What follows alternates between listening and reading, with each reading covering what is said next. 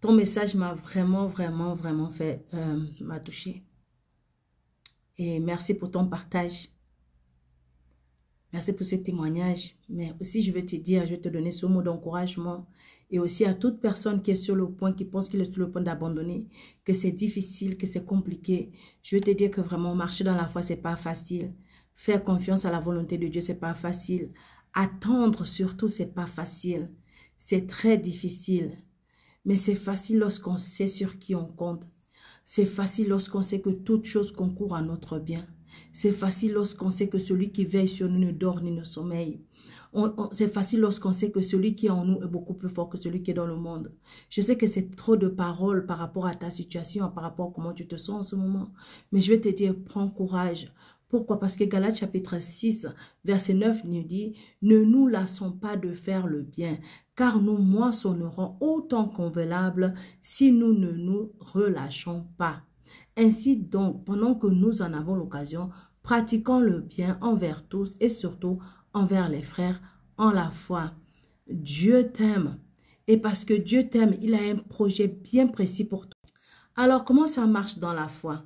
En fait, lorsqu'on parle de moissonner ici, il dit, ne nous lassons pas de faire le bien. Ne te lasse pas de prier. Ne te fatigue pas de prier. Ne te fatigue pas de faire confiance à Dieu. Ne te fatigue pas à être dans l'attente de la présence de Dieu. Parce que Dieu est fidèle. Il a dit, il est fidèle et il veille sur sa parole. Et tu sais qu'il te traite comme la prunelle de ses yeux. Donc, peu importe la situation dans laquelle tu te trouves, peu importe la position dans laquelle tu es, il est en train de te faire porter du fruit. Je vais te prendre un exemple. Par exemple, si tu as un verger, imaginons que tu plantes des piments. Au moment où tu plantes les piments, tu mets juste la graine dans la terre et tu fermes la terre. Il n'y a rien qui pousse. Il faut que tu arroses, il faut que tu entretiennes l'endroit jusqu'à ce que le piment commence à sortir, jusqu'à ce que l'herbe commence à sortir, après porter du fruit et ce fruit-là devient du piment. Mais ça ne se passe pas en une nuit, ça ne se passe pas en un jour. Tu dois attendre que le processus soit jusqu'au bout, jusqu'à ce que le piment sorte et que le piment mûrisse pour que tu puisses le cueillir. C'est exactement la même chose avec nous.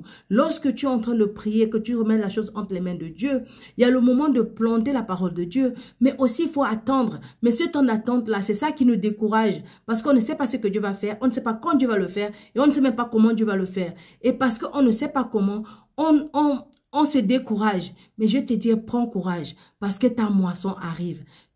Ton temps d'attente va bientôt se terminer et le Dieu de gloire va agir dans ta situation. Il va t'envoyer l'aide dont tu as besoin, il va t'envoyer la guérison que tu as besoin, il va t'envoyer les ressources dont tu as besoin, il va t'envoyer la réponse à ta prière.